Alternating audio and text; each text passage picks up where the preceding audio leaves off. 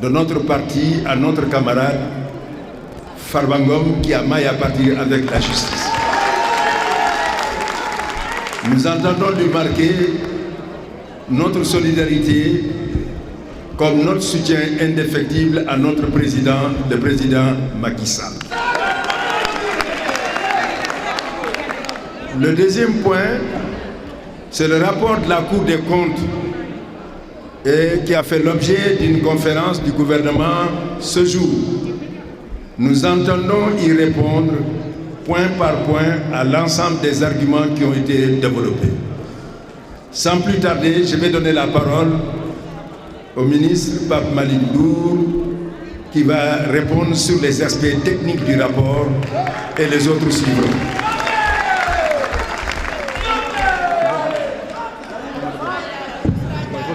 Oui, oui.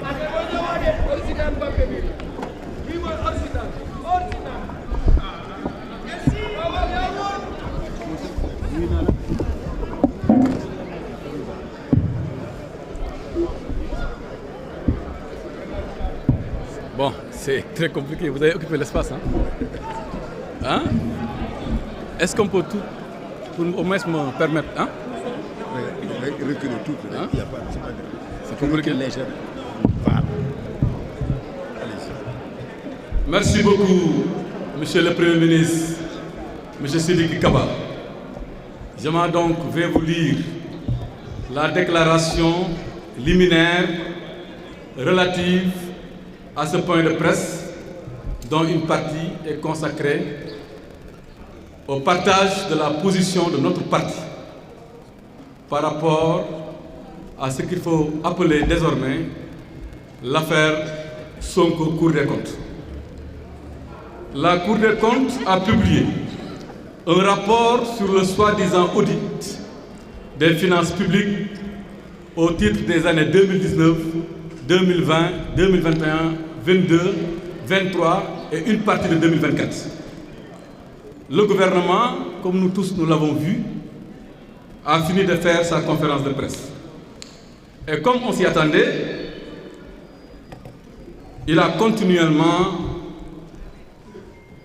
il s'est continuellement permis de se défausser sur le régime précédent.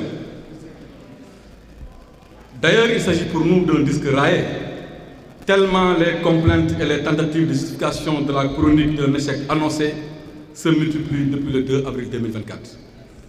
À la lecture du rapport, plusieurs observations s'imposent au sujet de cette nouvelle machination politicienne, dont la seule volonté est simplement la négation du Sénégal.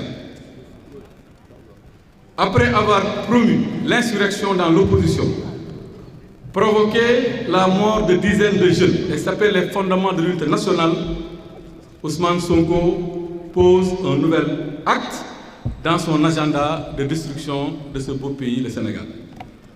Dans l'entreprise de vassalisation des institutions, il était enfin venu le tour de la Cour des comptes, qui a reçu un rapport et à qui on a exigé naturellement un quitus de validation. À travers cette nouvelle cabale, le gouvernement avoue qu'il va échouer, mais qu'il va faire porter la responsabilité de son échec à d'autres. Il appelle ainsi les Sénégalais à n'attendre aucun changement positif pendant que les membres du régime au sommet de l'État continuent à vivre aux frais de la princesse. Ousmane Sonko est un partisan de la fuite en avant. C'est pourquoi d'ailleurs vous ne l'avez pas vu lors de leur conférence de presse, ce qui est assez curieux. Lui qui aime si bien les micros. Mais il a toujours trouvé des prétextes fallacieux pour ne jamais faire face à ses responsabilités. Les promesses de rupture et de transformation systématique, pour ne pas dire systémique, ayant fondu comme neige au soleil, lui et son président délégué cherchent par la manipulation à se défausser sur les fonctionnaires de l'État.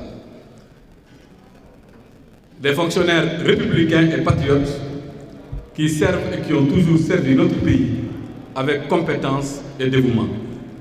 L'administration que Ousmane Sonko a toujours méprisée en la traitant de système est la vraie cible de cette grossière machination, alors que les fonctionnaires qui n'ont aucune coloration politique sont exclusivement dévoués au service de l'État. Ce rapport de la Cour des comptes, dont la méthodologie et certains contenus brillent par leur caractère douteux et bancal, n'est en fin de compte que la revendication d'un attentat contre le Sénégal et les Sénégalais perpétré par Ousmane Sonko comme toujours. L'APR s'inscrit totalement en faux contre les accusations grossières d'un enfant gâté qui pense que l'exercice de l'État relève de l'accusation permanente, du bavardage sans fin et de l'incompétence érigée en vertu.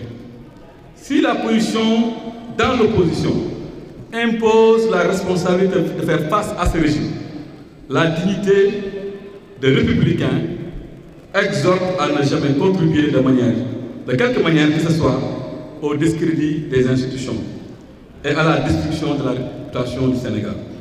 Il est seulement regrettable que certains fonctionnaires de l'État, en particulier d'une prestigieuse institution, aient cédé à l'injonction faite par le Premier ministre de trahir leur pays pour satisfaire son ego et justifier son inaction et son échec.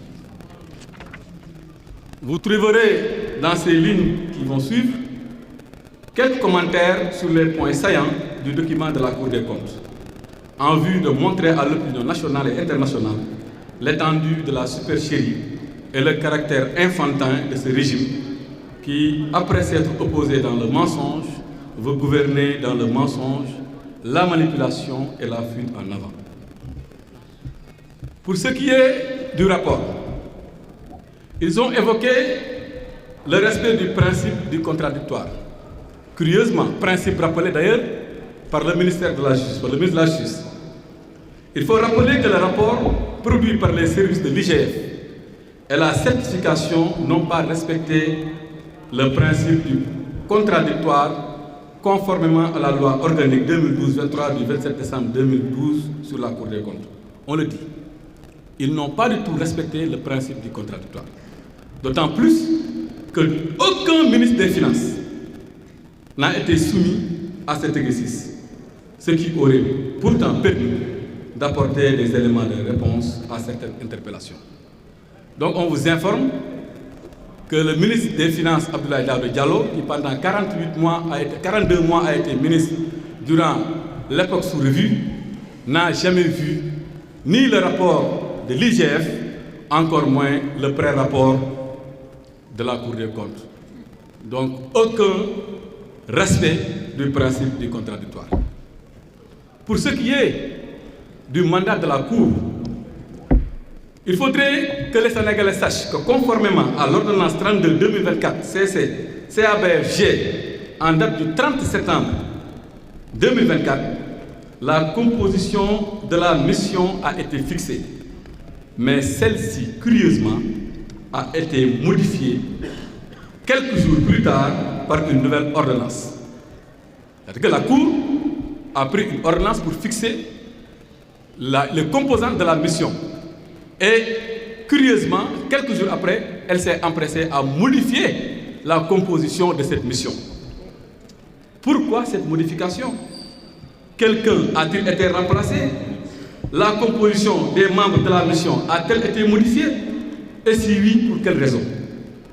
La Cour a le devoir, au regard de l'impératif de transparence, de donner les motivations de cette révision.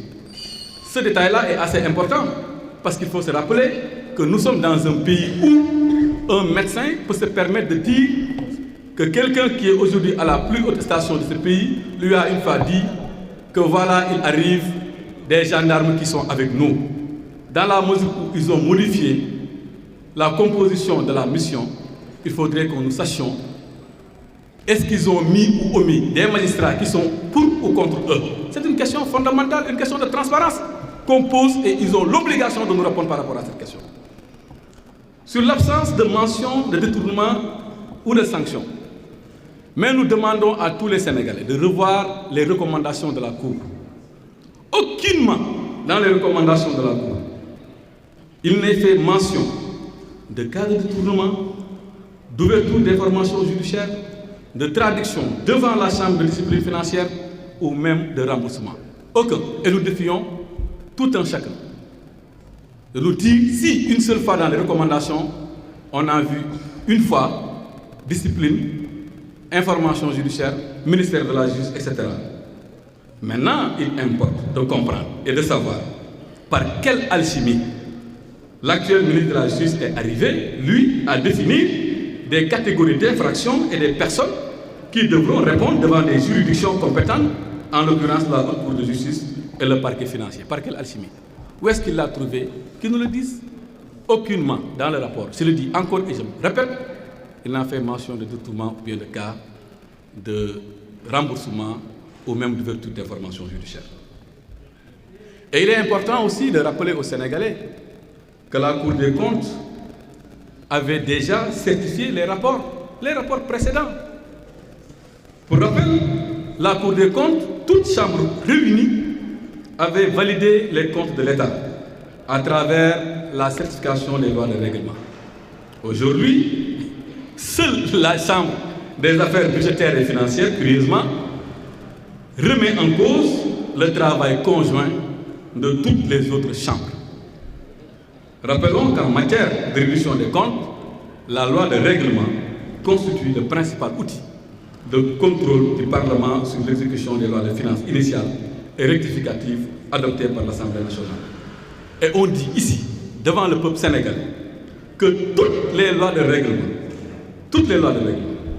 des années 2019 à 2021 ont été votées par le Parlement, mais après la certification de la Cour des comptes, donnant quitus au gouvernement, tandis que les lois de règlement de 2022 et de 2023 ont été déjà, elles aussi, certifiées par la Cour des comptes et transmises au Parlement par les soins de l'État du Sénégal.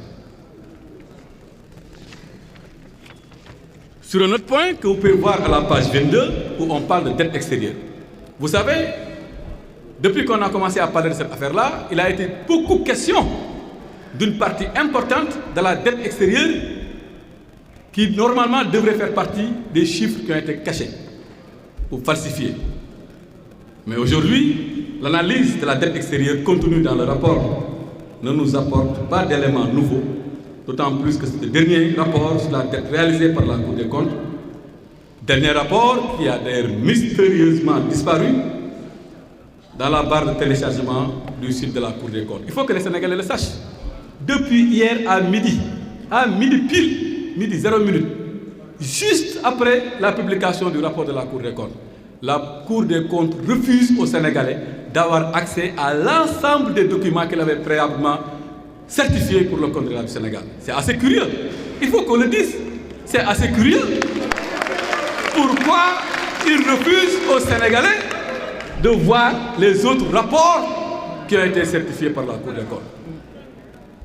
Par de machine ou volonté manifeste de vouloir cacher des choses aux Sénégalais, c'est assez douteux et nous interpellons la Cour. Et nous continuons à l'interpeller. Et nous le mettons à défi. Et nous lui disons que les Sénégalais n'accepteront maintenant jamais de voir ce site enfin disponible une semaine après que les Sénégalais soient déjà intoxiqués. Maintenant, il y a une chose importante que la Cour a dit et qu'eux, ils ne diront jamais. Ils ne diront jamais. Et nous, nous le disons. Allez à la page 10, à la page 15 et à la page 23 du rapport. À la page 10, à la page 15 et à la page 23 du rapport. Vous allez voir